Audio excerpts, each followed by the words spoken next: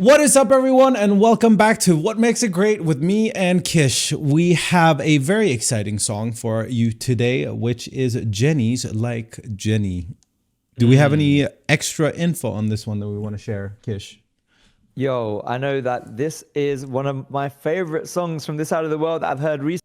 Just got released, I think a month ago. It's fairly fresh on the scene. Yeah. But it's made up of a mad production team. Yeah. Like there was some serious producers behind this. We got Taylor Parks, Amanda Ibanez, I think that's how you pronounce her surname. Zico, Jorge Alfonso Sr., and the one, the only, Diplo. Yes. I'm excited for this. Diplo's production style has always been like a huge kind of inspiration of mine. So like, let's see what we got. Shall we? Hey, let's dive right in. Come on, it's gonna be fucking hard.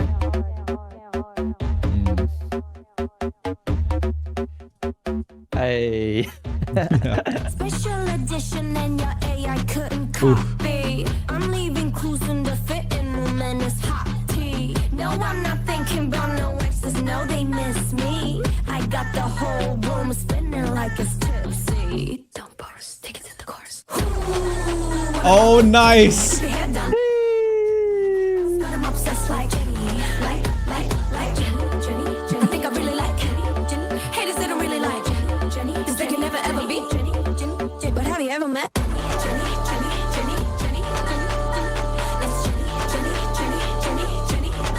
But have you ever met? Hey, stop it. This is mad. But have you ever met? 얼마 줘도 못해 circus shit. 포징 한 번에 만들어 mosh pit. They can't deal with me cause I'm priceless. You're the cylinder 속에 내 DNA.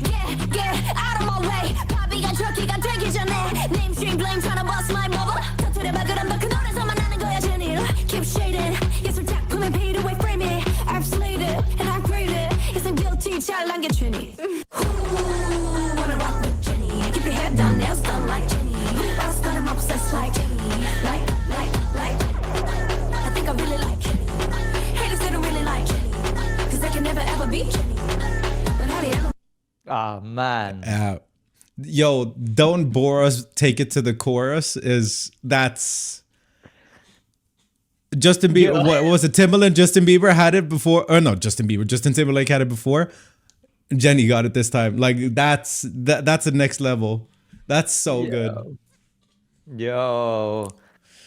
Oh, Groove. intense. I just want to say groove. Yeah. Like, what the hell? That took, like, the whole time the groove was locked in. Like, everything in the production was incredibly, like, incredibly tight and playing its role and just carrying the track forward at every moment.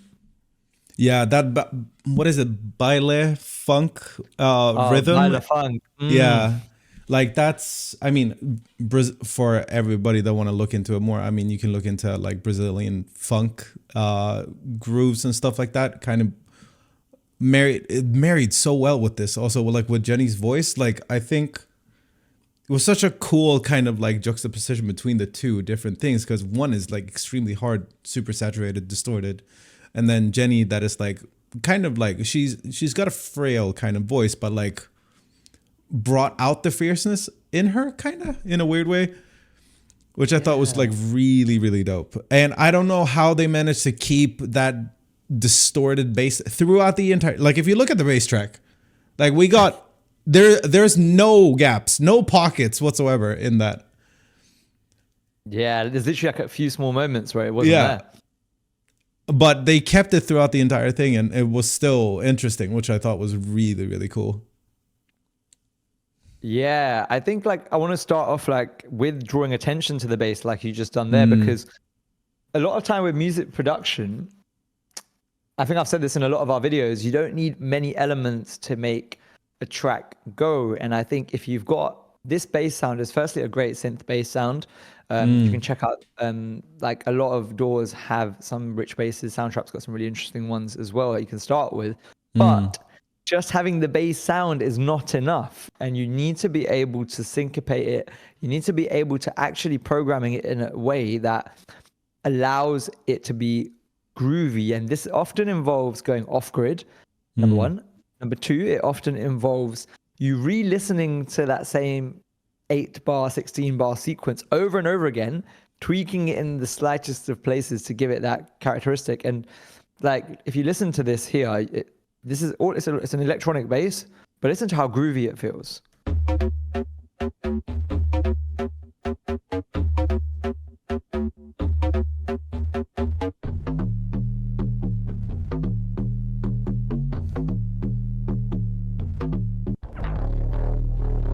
Oh, there it is.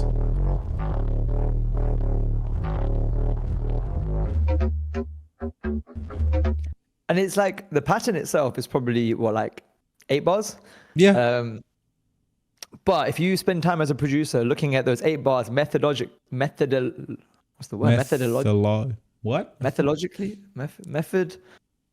Yo, let us know if you know what that word is. Anyway. Methodically. Is that the word? No. Methodically. I feel like I want to say the word logically, but that's not it. Anyway, okay, we're gonna spend a long time on that. Yeah. Let us know if you know what the hell that word is.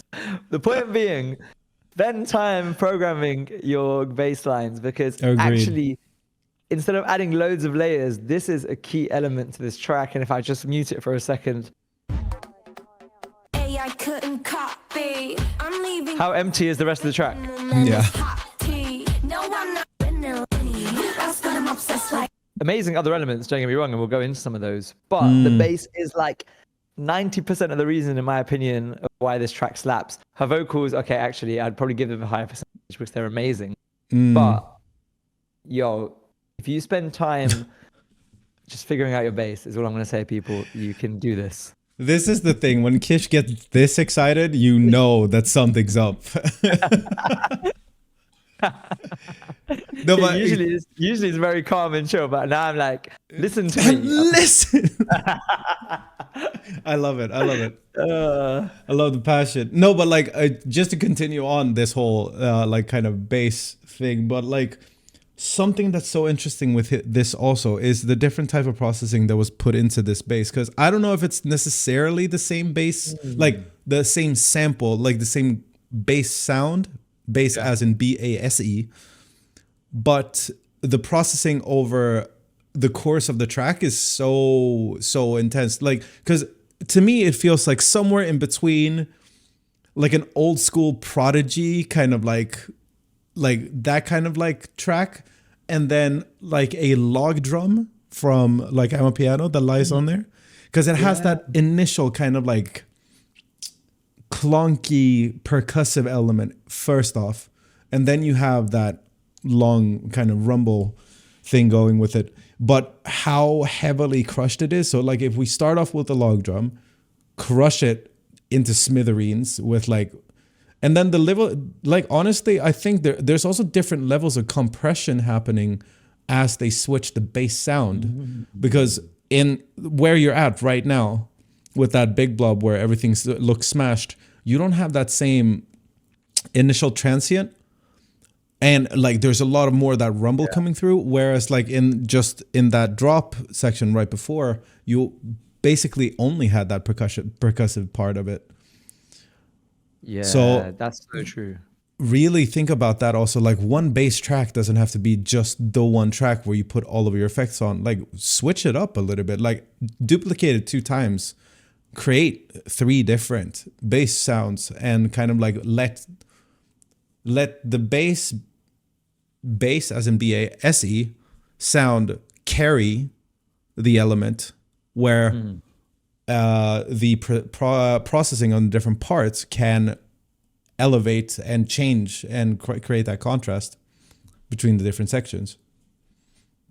Absolutely. I wonder, was there a kick drum when the bass was more percussive, like in this bit? Let's have a listen.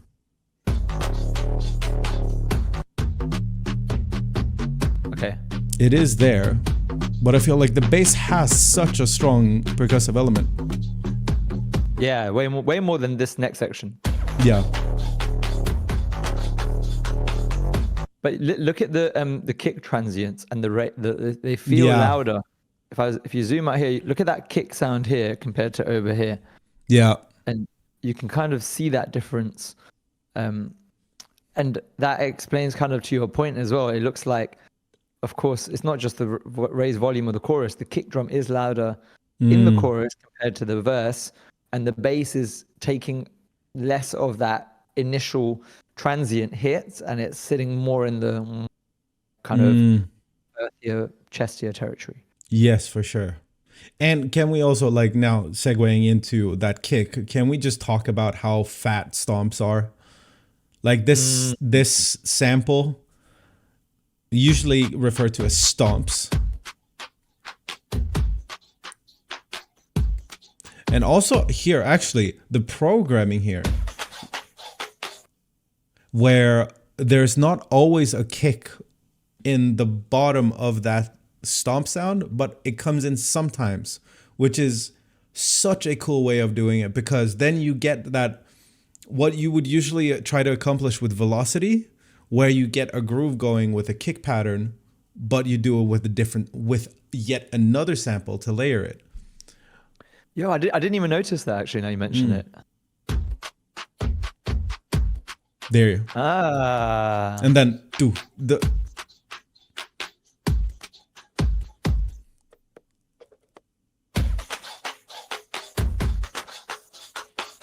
I think it's the more there in the chorus, but I think Yeah. more right here.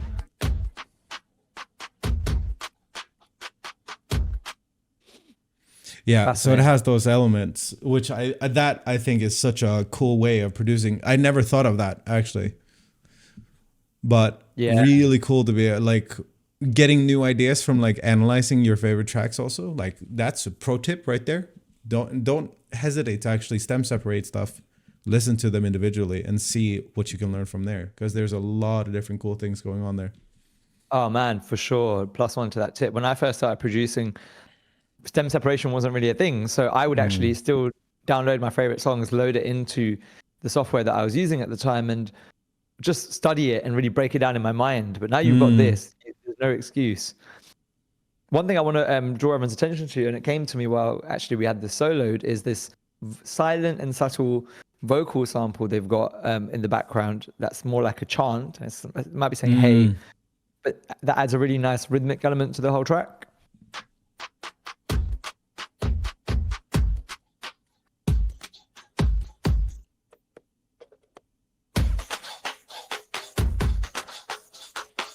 Yeah. And I think when I think about this track, it's got a lot of metallic elements, and I think it's also yes, baile funk is one of the genres, but also funk, like funk. Yeah, I'm saying it. I'm intentionally saying it like that, but like, but like, yeah, I think there's like the metallic elements of that sound has also made its way into the production here, which I really love. For sure. Yeah, I think the vocals though. Sorry, yeah. I was going to move on to vocals. Are you going to go somewhere?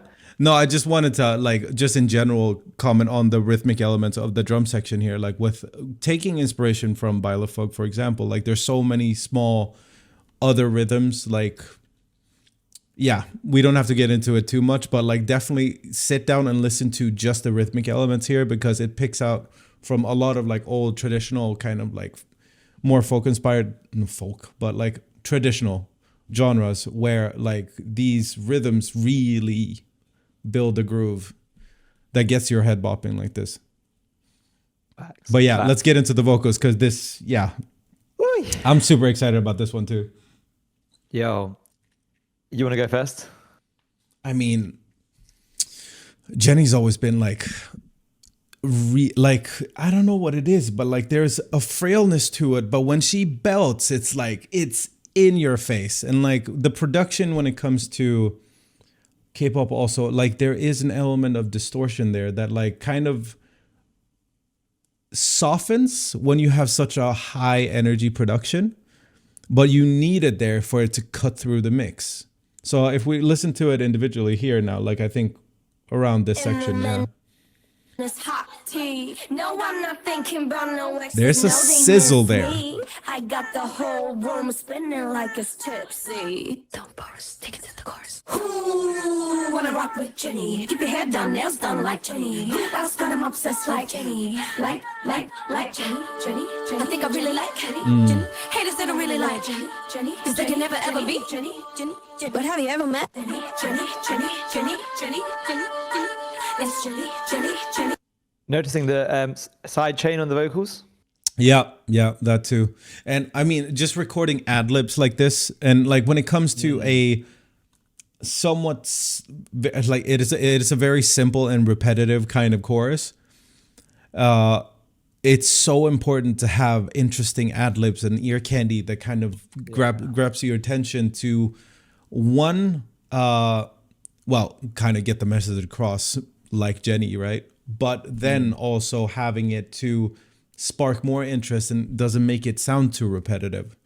So like we have the choir element here. We have those little. So nice. One thing that I loved about this particular part is the imperfections, because like it's not that overly processed.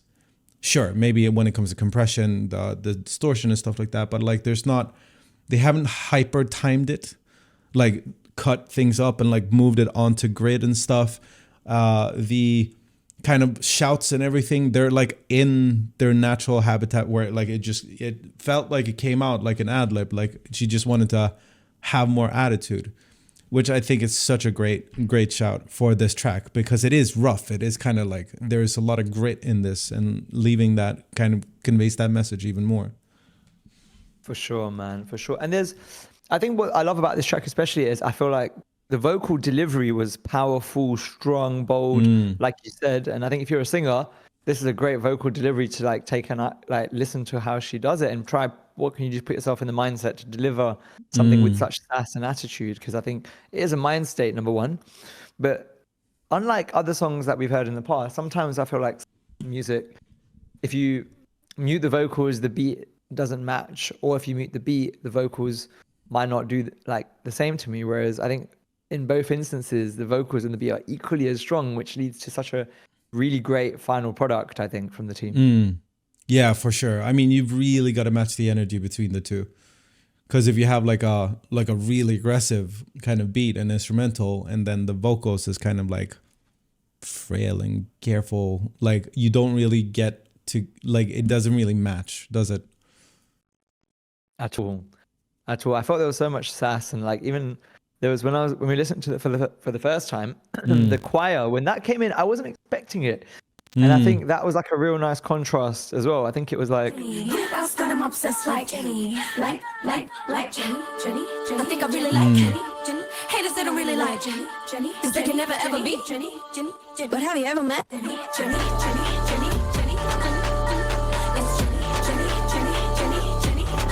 But have you ever met? But have you ever met?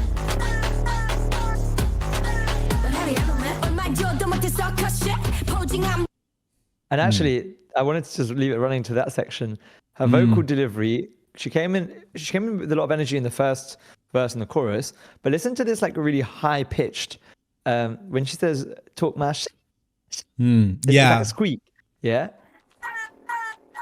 But I think that's so important. And I think that immediately gives it something different that she didn't do in the first verse. That pitch change to the high pitched squeak brings in verse 2 with an uplift rather than just being at the same level for me. And it's a small tweak, but suddenly that catches my ear. Yeah, for sure. No, I think that's you'll hear so many. If you want to do like a masterclass in this, like go into your favorite tracks and just listen to how people end their phrases. Because there's so much detail in that can be like, whether it's like you end it on like a raspy kind of like fry thing, or if it's like you go up, if you go like just let it kind of dive the note, or if you just continue holding it and then have a breath kind of at the end. It conveys a lot of different emotions, because I mean that's what us humans are like trained and genetic, like evolutionary trained to listen to. So if you want to have a sense of urgency and stress and stuff, like having a heavy breath after something like that is pretty important. Whereas this kind of like, I don't know what this is supposed to convey necessarily, but it's sass and attitude, I guess. Yeah, for sure. And it's kind of like, if you look at some of the greats of like hip hop, like Missy Elliott, these sort of artists, listen to their tonality of the way they deliver vocals. It's really using your full range and your full pitch range, and showcasing that ability to create contrast, not just staying in your safe space, you know, like how far can you push yourself? I think, like you said. Agreed. Well, awesome. Man, I could talk about this song all day. Yeah, it was a great one. It was a great entry. Do you have anything else to add? No, I think those are the main points. But like always, if you love this song, please let us know in the comments what you think it makes it great, because we'd love to hear from you. Adam and I have our own perspectives from our years of music production experience, but we're keen music lovers ourselves. So yeah, engage with us in the comments. Let us know what you like, and also what other songs you'd like us to talk about in the future. Yes, definitely. And if you like the content, please leave a follow and like down below. And because 90% of you are not following, so shame on you. Shame. But anyway, yes, thank you so much for watching, and we'll see you in the next one. Peace. I think I really like